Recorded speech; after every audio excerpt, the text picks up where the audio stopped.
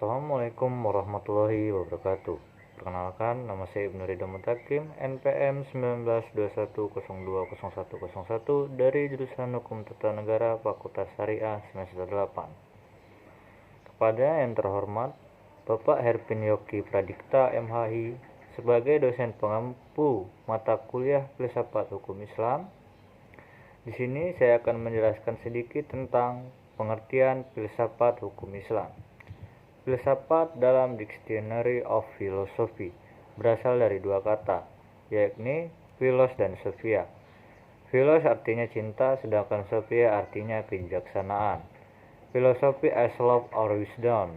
Filsafat sebagai pemikiran mendalam melalui cinta dan kebijaksanaan. Filsafat hukum adalah pengetahuan tentang pemikiran mendalam sistematis, logis dan radikal, tentang berbagai aturan yang berlaku dalam kehidupan manusia, baik aturan bermasyarakat maupun aturan bernegara. Filsafat hukum Islam adalah pengetahuan tentang hakikat, rahasia, dan tujuan hukum Islam yang baik yang menyangkut materinya maupun proses menetapnya, atau filsafat yang digunakan untuk memancarkan, menguatkan, dan memelihara hukum Islam sehingga sesuai dengan maksud dan tujuan Allah menetapkannya di muka bumi, yaitu untuk kesejahteraan umat manusia seluruhnya. Yang kedua, pengertian syariah dan fikih serta ciri-cirinya. Makna harfiah syariah adalah jalan menuju sumber kehidupan. Syariat adalah rujukan tindakan umat Islam dalam beragama yang erat hubungannya dengan masalah akidah, ibadah, dan muamalah. Secara etimologi, syariah berasal dari bahasa Arab syara'a, yasra'u, syariatan, yang berarti jalan ke tempat air.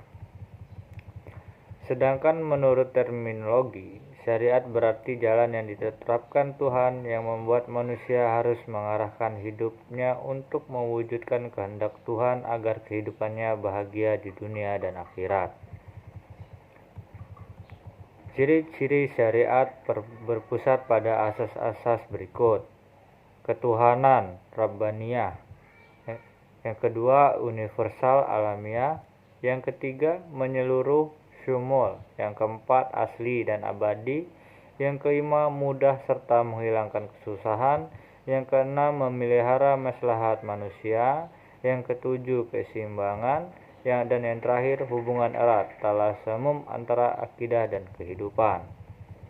Selanjutnya, pengertian fikih. Fikih artinya paham, sedangkan secara istilah fikih adalah pemahaman mendalam para ulama tentang hukum syara yang bersifat amaliyah atau praktik yang digali dari dalil-dalil terperinci.